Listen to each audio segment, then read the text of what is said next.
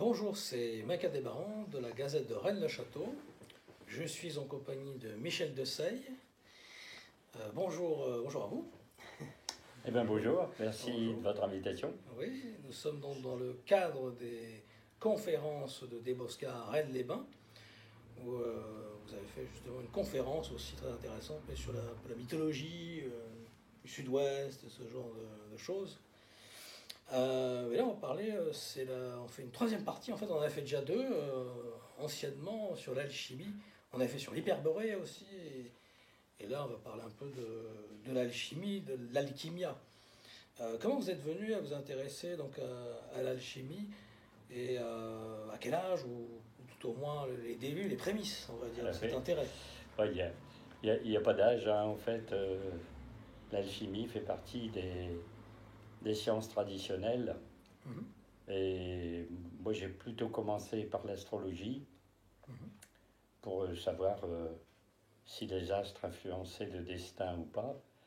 Et je me suis intéressé à l'ésotérisme, j'avais quand même une vingtaine d'années. Et bien sûr, dans tout livre, on évoque les alchimistes et l'alchimie. Et c'est comme ça que j'ai cherché à savoir ce que c'est, qu'est-ce que ça regroupe comme principe, et pas forcément à faire de pratique. Parce qu'en fait, contrairement à certains très très célèbres, moi je ne fais pas la pratique. Mhm. Alors il y a oui c'est vrai, il y a plusieurs écoles, hein. On peut dire qu'il y a le baptême du feu, la zone des alchimistes, il y a Schwaller de Lubix, il y a aussi tout ce côté le mystère des cathédrales, Oui. avec Fulcanelli, tout le groupe Fulcanelli. Alors quel est-il le groupe de Fulcanelli? Est-ce que c'est une personne? Est-ce que ça pourrait être Jean-Julien Champagne? Quel est votre avis là-dessus? Alors forcément, Fulcanelli, c'est une conférence à lui tout seul. Mhm. Ah, parce que, bon, c'est un surnom, hein. Fulcanelli, Oui, c'est un le groupe. feu. Donc, alors bon, ben, il y a eu plusieurs thèses là-dessus, hein. Une personne, bon, l'illustrateur de ces livres est pu être lui-même. Voilà. Son disciple, Eugène Consolier, et puis d'autres, je sais pas, il y a eu tout un groupe de personnes qui ont travaillé avec lui, donc Jean-Julien Champagne.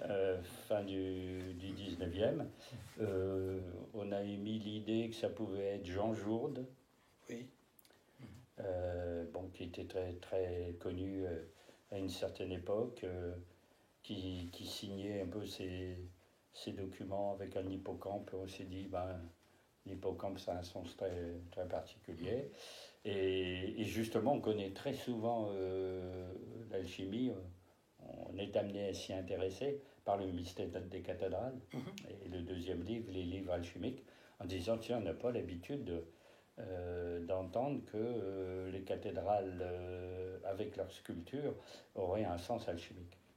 Or, si on suit, hein, c'est tout à fait le cas à Paris, dans le portail central, mais c'est le cas à Amiens, où on reproduit à peu près les mêmes sculptures, et puis tous les logis alchimiques, eh bien, voilà, Plessis-Bourré et autres, eh bien, voilà, donnent un petit peu des explications de l'œuvre. Le palais à Bourges. Jacques Coeur à Bourges, et on dit voilà, à partir des éléments qui sont présentés, c'est comment on procède aux étapes pour arriver à la pierre philosophale.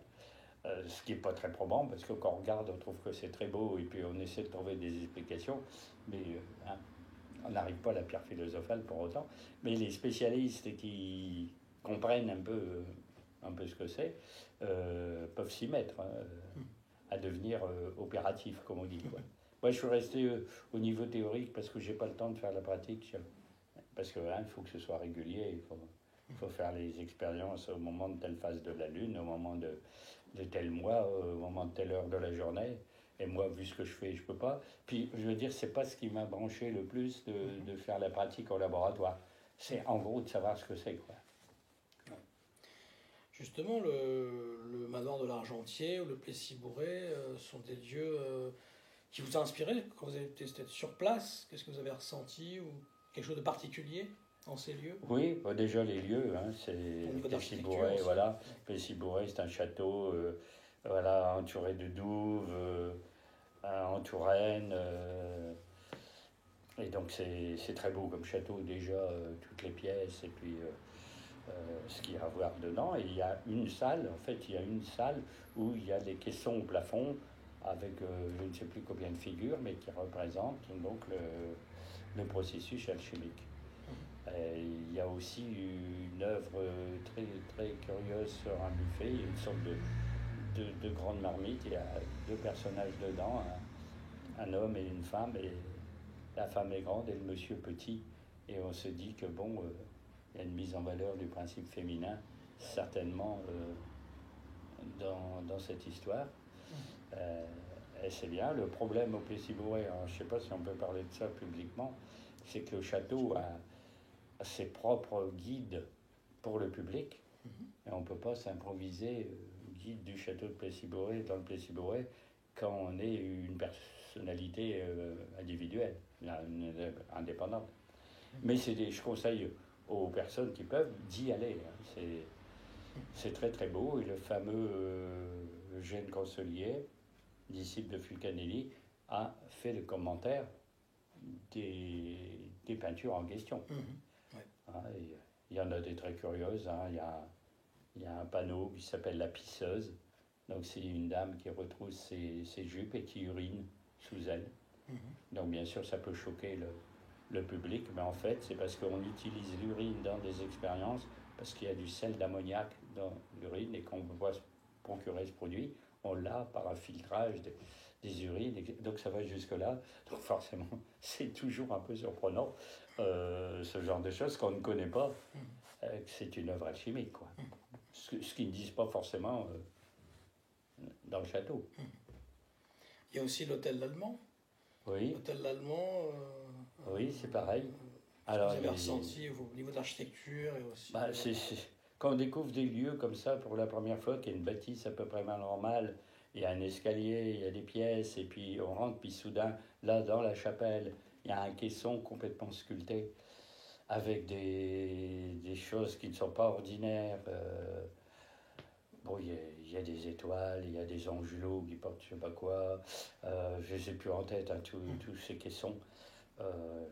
Et donc, pareil, hein, c'est tellement surprenant qu'on ne sait pas ce qu'on a voulu représenter et qu'il y a une interprétation du processus du grand œuvre, encore une fois, hein, à cet endroit-là. Entre autres, hein, parce que Bourges, c'est quand même une grande ville chimique avec Jacques Coeur et le Palais L'Allemand, oui. Il y a les noces alchimiques aussi. Christian Rosenkreuz, qui lui aussi est un personnage mythique. Peut-être que justement, Fulcanelli ou le groupe s'est inspiré un peu aussi de cette légende de Rosenkreuz. Oui, bon, on dit aussi que c'est un personnage mythique pour symboliser l'alchimiste, avec bien sûr son nom, Christian Rosenkreuz. En effet, ça veut dire chrétien rose-croix. Évidemment, ça a un sens particulier, même si c'est en fait Valentin Andréae qui, publiant les noces chimiques, aurait été lui-même l'alchimiste. Bon, ça, mais bon, c'est la référence des références d'un point de vue texte, mais c'est comme d'autres, hein, qu'il ait existé ou pas. Le problème, c'est la référence de base, quoi. Alors, il y a les noces chimiques, justement, avec un Y. Et on voit qu'il y a un corrélat, par exemple avec Notre-Dame de Marseille, un C. On voit toujours des différences de lettrage. Notre-Dame de Marseille, est-ce qu'on peut considérer que c'est une église alchimique avec tous ces symboles? Alors, il y a des dessins dedans qui font étrangement alchimique. Hein, le fameux père, je ne sais plus si c'est le père Gasque ou le père Mèche qui a dit on va décorer, on va faire des décorations, et puis il a donné des dessins à faire des peintres, et visiblement c'est d'inspiration alchimique. Alors, maintenant, Notre-Dame de Marseille n'était pas forcément avant lui dédié à l'alchimie. Ça en rajoute, si vous voulez. Mais alors toujours, oui, alors, on connaît le débat. Pourquoi Marseille avec un C et Marseille avec un S, parce que là, ce serait que le lieu où est l'église serait la propriété d'un monsieur Marcellus à une certaine époque, donc Notre-Dame de Marseille. Bon, enfin, le rapport, il est pas très évident. Et bien plus que l'alchimie, c'est le tarot qui est intéressant, parce que, comme on dit toujours, le tarot de Marseille... Et il y a la Vierge Noire aussi. Oui, et puis il y a une Vierge Noire, donc c'est un sanctuaire de la Vierge Noire très important. On dit toujours tarot de Marseille, donc il viendrait de la ville de Marseille, mais on n'a aucune preuve historique. Donc en fait, ce serait peut-être le Marseille de Limoux. Et que, encore une fois, dans l'histoire, en rapport avec la région et Rennes le Château, on aurait codé des choses dans le jeu de cartes. Donc en fait, les cartes n'auraient pas servi à faire de la divination, mais à faire un peu de géographie secrète et autres. Alors après, en reproduisant les personnages, que ça ait pu servir de jeu de tarot classique, c'est possible aussi. Mais bon, on voit bien qu'on est dans un domaine particulier, quoi.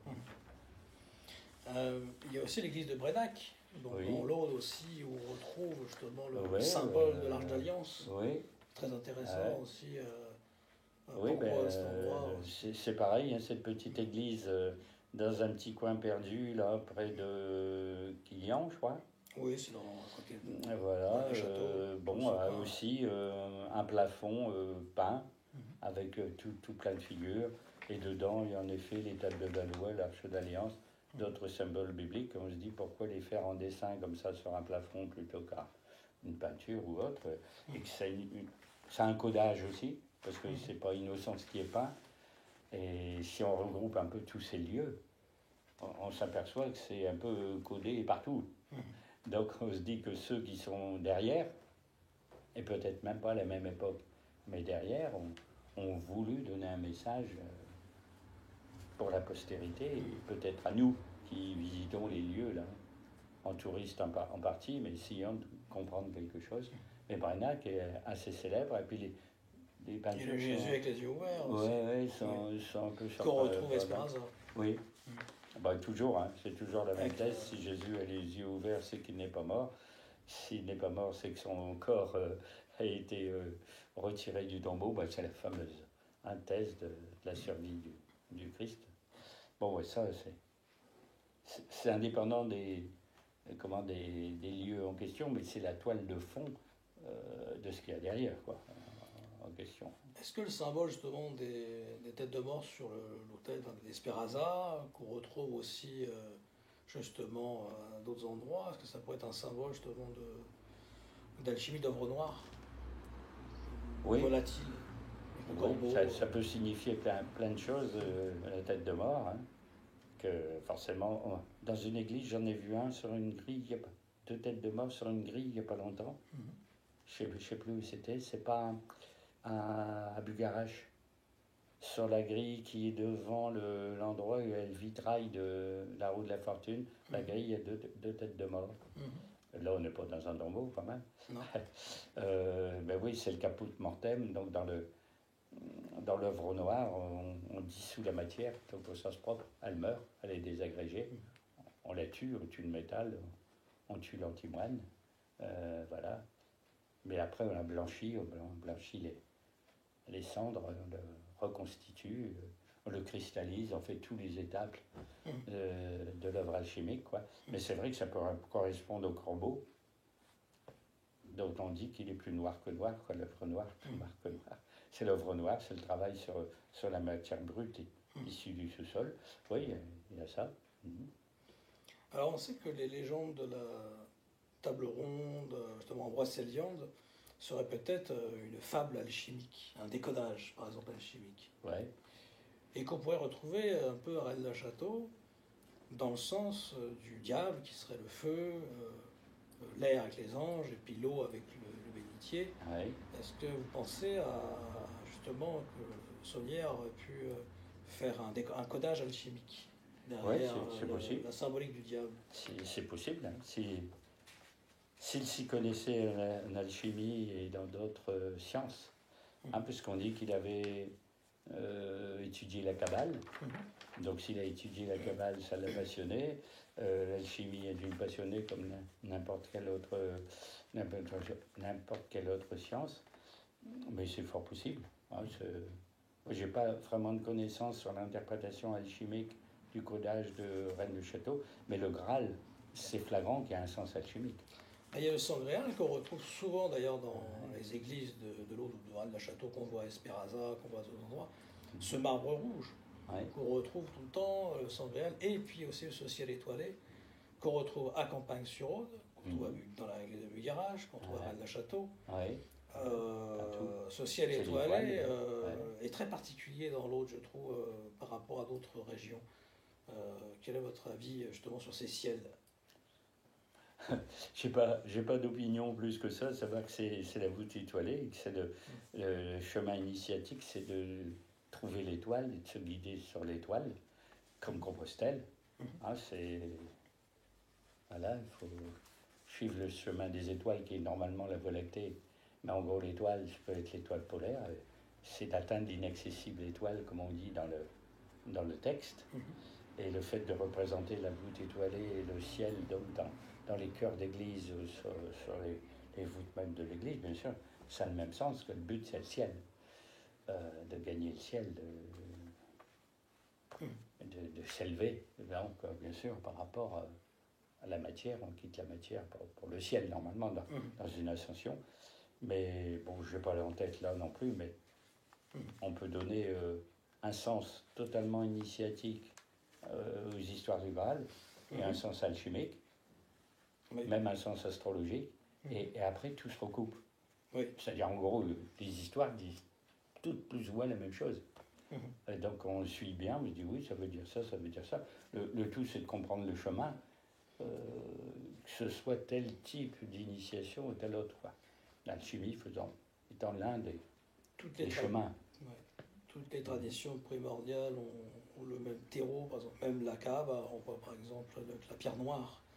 Ça pourrait être le Graal, on parle du Graal pierre, par exemple dans certains liens cathares, le lien de Gadal, ou ce qu'avait fait Odoran, il parlait du Graal pierre. Mais on retrouve aussi dans l'alchimie arabe, qui est originelle en fait, qui a influencé par la suite les Templiers ou les chimies, on va dire, d'Ibn Arabi, enfin, tout ce qui est lié à Ibn Arabi, tout ce qui est lié à la sagesse, on va dire, orientale des débuts. Qu'est-ce que vous pouvez dire sur l'alchimia, pour le coup? Parce que c'est alchimia. Alchimia, on appelait aussi alchimia l'Égypte. Donc en fait, forcément, les Arabes étant du Moyen-Orient, ayant fait la conquête de l'Égypte, tout le Moyen-Orient, etc., ont pris sans doute des manuscrits alchimiques un peu partout et ont été au courant les bibliothèques qui étaient encore sauvegardées, leur sont tombées entre les mains. Et en effet, c'est eux qui ont relancé l'alchimie en Occident par le biais de l'Espagne. Et donc l'Espagne, à un moment, à Tolède, c'était un grand centre alchimique, au point où nos apprentis initiés allaient à Tolède pour contacter soit un kabbaliste juif, soit un alchimiste arabe. Après, c'est passé en Europe, à partir, justement, franchir les Pyrénées. Donc c'est tout un circuit qui n'est pas si innocent que ça, puisque justement, alchimia, c'est le nom d'alchimie, en gros. Alchimia, c'est les terres noires. Et oui, c'est pour ça que je pense à la Kaaba aussi. On est toujours dans cette symbolique particulière des couleurs. Le noir, le blanc, le rouge, même s'il y a d'autres couleurs, parce que c'est 3 couleurs de base, mais il y en a d'autres, quoi. Il y a aussi la pierre philosophale, on taille la pierre, et justement on taille la table d'émeraude aussi. Qu'est-ce que vous pouvez dire sur justement la table d'émeraude? C'est ça que j'ai ma chaîne aussi qui s'appelle les tablettes d'émeraude, justement, qui est symbolique. Justement, c'est l'émeraude, donc l'émeraude est la pierre du sage.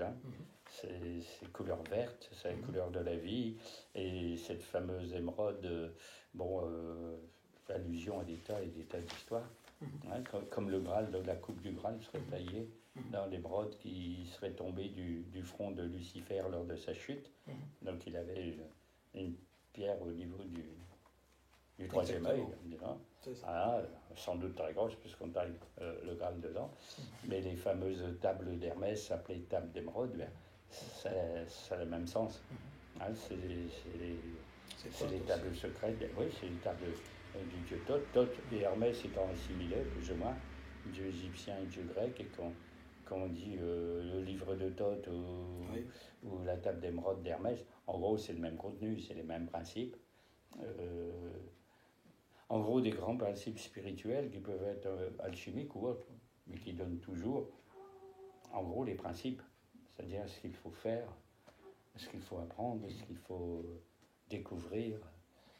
Ça, oui, ça, c'est très intéressant, la table d'émeraude. Hein. C'est tout ce qui est en haut et comme ce qui est en bas pour faire de deux l'unité d'une seule chose. Premier principe, mais il y en a un certain nombre. Ouais. Il y a un personnage qui, justement, pour le coup, alchimiquement, sentait le souffle, c'était Aleister Crowley, qui avait fait le tarot de Thoth aussi, justement. Un tarot intéressant, particulier. Comment il s'appelle? Le tarot de Thoth. Oui, mais... Oui. De Crowley. Ouais. Mais il est peu connu. Mais il a fait un tarot particulier qui est peu connu. Il y a aussi l'apport de Paracels. Ouais. Paracels aussi, qui est aussi un des premiers dans l'alchimie. Ouais, la Renaissance, oui. Un alchimiste aussi, à la base des découvertes de l'homéopathie, etc. Les premiers remèdes de ce genre viennent de lui. Donc, ouais, c'est toute une lignée.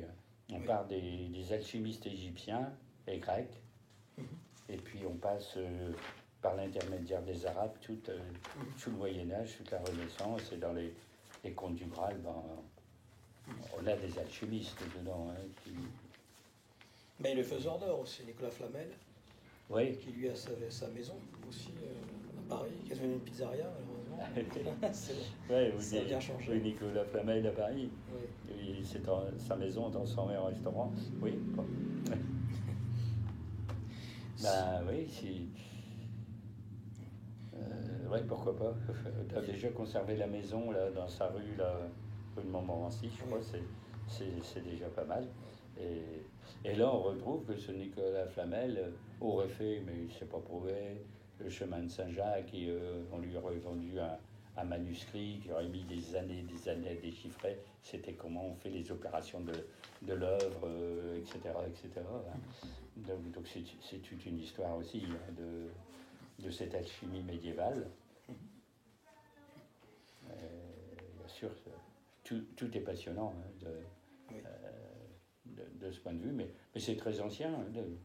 Les plus anciennes sciences connues par les civilisations anciennes sont toujours l'astrologie et l'alchimie.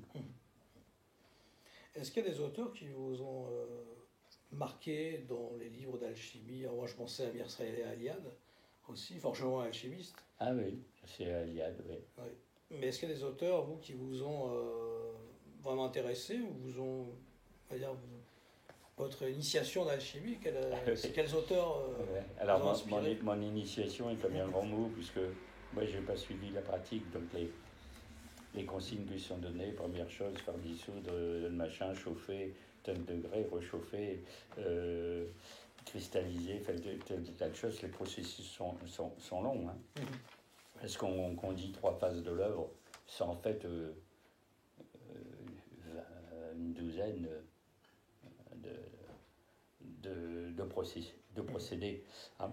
Mais moi, comme je me suis toujours intéressé plutôt à l'histoire, plutôt où il y avait des traces alchimiques dans l'architecture, bon, comme le Plessis Bourré dont on parlait, et aussi l'Empire sur Boutonne, le fameux château, je ne sais pas qui avait fait un tarot spécial, tarot des Avenières, un truc comme ça. Etc. J'ai plutôt étudié ça pour dire, tiens, les alchimistes, quand ils ont découvert quelque chose, ils essaient quand même de transmettre les choses, sans le dire officiellement, c'est ça qu'il faut faire, point. Écrire un livre, en fait, ils codent toujours leur truc avec des peintures, des dessins, et puis alors tout ce jargon. Hein. L'alchimie, il n'y a pas un vocabulaire classique. Hein, quand on dit le lion vert, le lion rouge, etc. En fait, ce sont des acides. Le lion vert, c'est, comment dire, l'acide sulfurique. Bon, a priori, il n'est pas censé le savoir en lisant un livre. Hein, donc, alors après, il faut lire une interprétation d'interprétation. C'est-à-dire que il y a un système codé, quelqu'un qui l'interprète, puis après quelqu'un qui connaît la pratique veut dire dans la pratique, c'est ça l'opération à faire.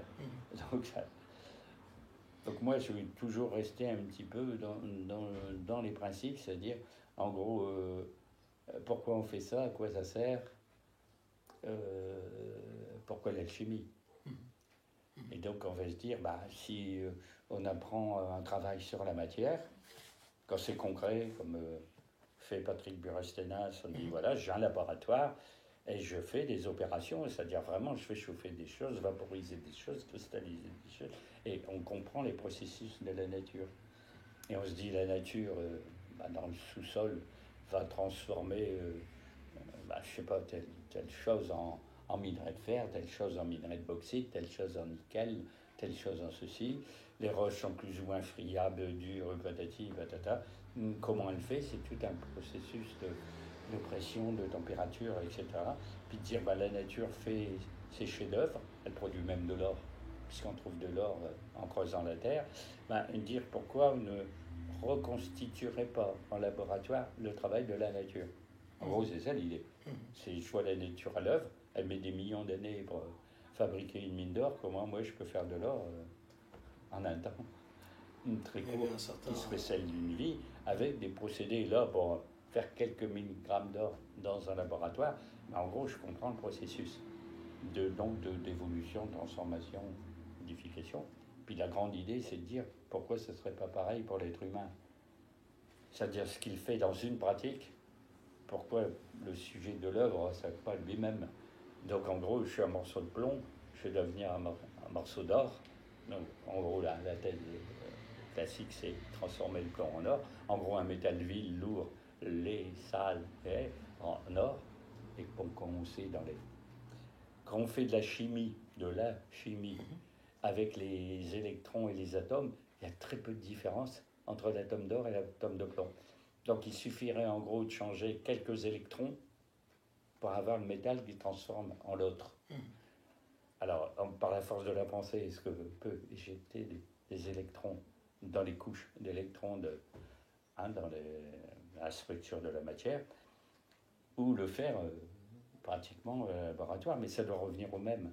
Au niveau du travail sur le métal, on doit changer la composition de la structure atomique. Et en fait, là, on est dans un pur truc scientifique. Qu'on ne comprend pas, parce que les alchimistes ils donnent toujours l'impression d'être dans des machins vachement ésotériques. Et en fait, c'est purement et simplement une science. Alors après, transposer à l'homme, pour dire le travail sur la matière, c'est en même temps le travail sur moi. Et la pierre philosophale, c'est d'atteindre le cœur pur. Alors que, dans la pratique, c'est vraiment une pierre. Réelle. Moi, tous les alchimistes que j'ai connus, ils disent qu'ils fabriquent vraiment une pierre. Et si on le met à côté d'un végétal, j'allais dire, il se momifie. À côté d'un métal, il se transforme dans un autre. C'est un truc extraordinaire. Ici, c'est pareil pour le cœur de l'être humain. On a cette révélation. Après, entre ce qu'on comprend puis le faire, on retombe dans l'initiation. Et j'ai compris ce que c'était, j'ai compris ce qu'il faut faire, mais il faut le faire. Alors, c'est un petit peu ça l'idée. C'est en ça que c'est intéressant que de faire. Moi, je veux dire, je ne nie pas le mérite de tous ceux qui, pendant des années, ont fait de la pratique. Il y avait les lions rouges aussi de l'église de Tréhanteuil, l'église du Graal en Brocéliande. Ah oui. Ces fameux 4 lions rouges, le cerf du Nos. Oui, oui. Est-ce que ça pouvait être justement un symbole aussi alchimique? Il y a toujours une partie alchimique. Fait par l'abbé Gillard. Oui, parce qu'on est dans les contes du Graal, donc il y a toujours un côté alchimique. Normalement, comme il y a le Christ au milieu, ces 4 lions rouges symboliseraient les 4 apôtres, les 4 évangélistes, avec deux lions qui sont identiques et face à face, et en bas 2 lions différents avec la... Mais alors, est-ce que c'est obligatoirement alchimique? Mais si c'était alchimique, il faudrait que toutes les...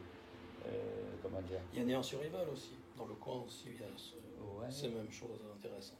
Il faudrait que tout soit alchimique, en gros. C'est-à-dire, on ne peut pas dessiner un lion, par exemple, puis dire, bah, là, c'est un symbole alchimique, puis le reste, ça ne soit pas alchimique. En gros, pour que ce soit alchimique, il faudrait que toute la chapelle le soit. Ouais. Alors, c'est possible, hein, juste sur les vitraux. Bon, on voit bien que les personnages, bon, un peu, sans doute tu connais, hein, Oui. le grand vitrail dit du Graal, justement. Oui. Le Graal, d'ailleurs, qui est vert. Oui. La coupe Là, on l'appelle verte. l'église du Graal. Ouais. Ouais. Le Graal. Ouais, donc ouais, ça vaut le coup aussi d'aller à l'église de Treuhand. Oui. Ouais. À Brocéliande, pour ceux qui ne connaissent pas. Brocéliande. Ouais. Il y a un faiseur, ou un faiseur d'or, ou un faiseur d'histoire, qui s'appelait Richard Chanfray, à une époque, qui se faisait passer pour le comte de Saint-Germain. Vous aviez vu ces images qu'il avait faites à l'époque? Non, je ne connais pas, là, franchement. Il se faisait passer pour le comte de Saint-Germain. Alors là, ouais. Il a montré des œuvres, il faisait des expériences alchimiques, ou chimiques. Bon. Par contre, le comte de Saint-Germain est qui existait considéré vraiment, comme un alchimiste. Bien sûr. Un grand initié, un supérieur inconnu, et un alchimiste, oui. En effet, ça oui. Alors après, tous ceux qui sont prétendus être sa réincarnation, c'est ça. C'est autre chose. Ou lui-même, qui réapparaît, hein, puisque un supérieur inconnu, il change de corps à volonté et réapparaît à période régulière, sans même avoir besoin de réincarnation. Donc là, forcément, mais là, pour certains qui ont défrayé la chronique au XXe siècle, c'est un peu douteux. Ah bah oui, genre de mais personnage c'est très douteux, mais c'est un faiseur, un magicien. Quoi. Ouais. Celui qui passait dans les médias, là, bah, ça doit être lui. C'était Richard Chanfray. Ah oui, c'est ça. Chanteur. Voilà. Alors, on va aller sur une conclusion, sur justement votre conclusion par rapport à ce que vous avez travaillé, par rapport, pas dans l'opératif, mais je veux dire dans l'écrit, dans l'oral, sur le processus alchimique. Et on va terminer là-dessus. Et puis sur aussi vos travaux futurs, là, vous êtes peut-être sur des travaux présents et futurs. On va finir là-dessus. Ouais, bon, il est bien certain que l'alchimie, une fois qu'on a compris ce que ça signifiait, et que si on l'utilise, certains disent que c'est pas sérieux que de faire qu'un travail sur soi si on n'opère pas sur la matière, parce qu'il y a les deux, on ne peut pas nier un des deux mondes. C'est-à-dire, en gros, on ne peut pas être dans le pur esprit, il faut faire un processus de la matière. Si on ne fait que de la matière pour fabriquer de l'or ou de l'argent, on reste à un niveau matériel et on n'a pas la transformation spirituelle. En fait, les deux doivent aller ensemble. Mais après, moi, je n'ai pas approfondi au point de devenir alchimiste. Moi, ça me plaît toujours de voir un livre d'alchimie avec toutes les gravures. Hein, c'est-à-dire que les alchimistes ont écrit très peu de choses. Ils ont fait des planches, des dessins. Il y en a très très belles en couleur, tout un tas de symboles. C'est déjà très esthétique. Et puis en plus, il faut décrypter. On y passe une vie, à moins qu'on ait des gens qui révèlent le décryptage. Et tout le monde connaît le Mutus Liber. Le Mutus Liber, c'est le livre muet avec des gravures, pas de texte. Donc on n'a qu'à regarder les gravures pour comprendre ce qu'il faut faire. C'est un petit peu sinon, moi, ce que je fais depuis toujours, et c'est hors l'alchimie, c'est les prophéties. Quoi. Et toujours dans l'idée d'essayer de déceler quelque chose de probant et qui va réellement se passer par rapport aux prophéties. Alors bien sûr, il y en a de toutes sortes, hein. Que ce soit les prophéties bibliques, que ce soit Nostradamus, que ce soit Jean de Jérusalem, je ne sais plus qui, les prophéties hindoues, même dans le Coran, c'est bourré de prophéties sur la dernière heure, et de dire, moi j'ai commencé comme ça, j'ai dit en lisant toutes les prophéties, ils parlent de la fin des temps, mais est-ce que c'est vraiment notre époque? Et en voyant le catalogue qu'ils font des calamités de la fin des temps, c'est notre époque. En gros, le monde politique très très divisé, les hommes politiques menteurs, les mœurs complètement chamboulées, l'inversion de toutes les valeurs, la pollution de la terre et de la nature, on se dit c'est un peu ce qu'on voit. Donc si c'est écrit pour l'époque, ça n'a pas de sens, parce que du temps de Nostradamus, on peut dire à son siècle, où était la pollution des océans, le réchauffement climatique, les hommes politiques étaient un petit peu pervertis déjà, mais au point d'aujourd'hui, peu. Oui. Et puis du temps de l'Apocalypse de Saint Jean, on dit voilà, c'est la fin, on ouvre les sceaux du livre de l'Apocalypse, et puis les fléaux commencent, premier fléau, deuxième fléau. Puis comme après, la vie a continué, le monde ne s'est pas arrêté. Hein, sauf qu'à l'époque, on a changé d'ère. On est passé de l'ère des béliers à l'ère des poissons au moment du Christ, et que là, on arriverait à passer de l'ère des poissons à l'ère du Verseau. Hein, ce qu'on dit dans la doctrine des cycles dite de précession des équinoxes. Et ça, là, c'est un peu ce que j'étudie depuis que je me suis intéressé pour la première fois à l'ésotérisme. L'ère du Verseau qu'on retrouve avec les travaux de Paul Lecourt aussi. Oui. L'Iron du Val d'Or, ces choses-là qu'on retrouve absolument. Après. C'est l'un des premiers à avoir évoqué ce sujet. C'est ça. Il avait sa revue, l'ère du Verseau. Oui, oui. En 37. Oui, c'est le premier à avoir évoqué remise à l'ordre du jour en se basant sur les œuvres de René Guénon, très versé dans les trucs hindous, etc., qui avait une doctrine des cycles, qui avait une précision des équinoxes, et qu'à chaque ère zodiacale, taureau ou bélier correspondait tel type de civilisation. On avait tel culte qui correspondait au taureau, au bélier. Après le christianisme et les poissons, puisque c'est toute une symbolique d'eau, la barque des pêcheurs, le poisson dessiné sur les linteaux des catacombes, etc., la pêche miraculeuse. On se dit, tiens, on est curieusement dans une symbolique poisson. Donc ça correspond à l'ère en question, donc ça ne peut pas être inventé. Hein, et lui, ce Paul Lecourt, c'était pourtant dans les années 30 à 40, a déjà sorti un livre, L'ère du Verseau.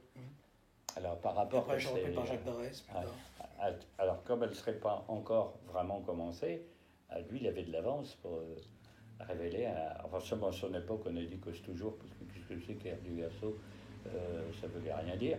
Maintenant, on comprend que c'est la nouvelle ère, qui sera une ère de fraternité, de sciences, mais de sciences très élevées, pas nos sciences à nous, mais de sciences astrales, cosmiques, etc., ou sur les composantes du cerveau, des choses comme ça, quelque chose de beaucoup plus haut, beaucoup plus humaniste comme civilisation, avec beaucoup plus de responsabilité, de liberté.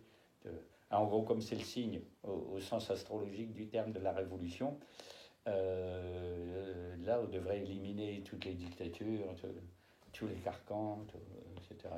quoi.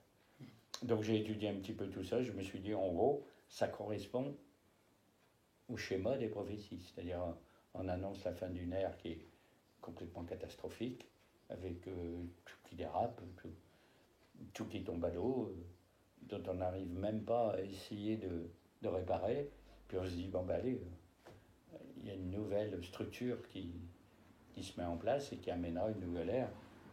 Sans doute qu'une fois qu'elle sera commencée, elle ira très vite dans sa réalisation, comme quand le christianisme a gagné pour l'ère du poisson. En quelque temps, il y a eu une conversion, puis un grand élan, de moines, de mystiques, mais en plus, Atlantis et Paul Lecourt avaient ce symbole justement du Poséidon, justement. Donc c'est Atlante. Tout ce côté. Finalement, même Pierre Plantard s'en a inspiré. C'est parce que c'est plus les Templiers sont parmi nous, c'est les Atlantes sont parmi nous. Oui, aussi. Oui, le symbole de Poséidon est très très important parce que c'était le dieu de l'Atlantide. Et ils se sont basés beaucoup sur le message des Atlantes pour cette doctrine des cycles et puis la nouvelle ère, en effet. C'est très intéressant et d'ailleurs je devrais en parler le mois prochain dans une conférence que je fais en Bretagne sur l'ère du Verseau. D'accord. Donc on reprendra, je reprendrai un peu tout ce dont je viens de parler. Et là, vous travaillez sur un livre en particulier qui va sortir en ce moment? Oui et non. J'ai écrit un livre donc, sur les prophéties qui s'appelle 666, qui donnait un peu des commentaires des prophéties les plus importantes pour notre époque. Et il y avait toujours le deuxième tome à écrire sur ce qui se passe actuellement, quoi. C'est-à-dire la situation des années 1999 à la fin. La fin, en gros, 2030, 2040. Vous étiez intéressé aux travaux de Pierre-Vincent Sipiob sur le dictionnaire de la magie, ce genre de choses? Franchement, je ne connais pas. À découvrir. Ouais. Eh bien, merci beaucoup pour cet entretien. Merci à vous de m'avoir invité. Pour la Gazette de Rennes-le-Château. J'espère avoir répondu oui, on a fait la troisième partie alchimique. Aux questions posées. Oui. Et puis intéresser les auditeurs en question, aux spectateurs, et puis eux-mêmes de faire quelque chose dans cette voie. Faire de l'alchimie, de l'astrologie, étudier les prophéties, la mythologie. La mythologie, c'est passionnant aussi, etc. Et merci Michel. Il n'y a pas de quoi. Merci à vous de votre invitation.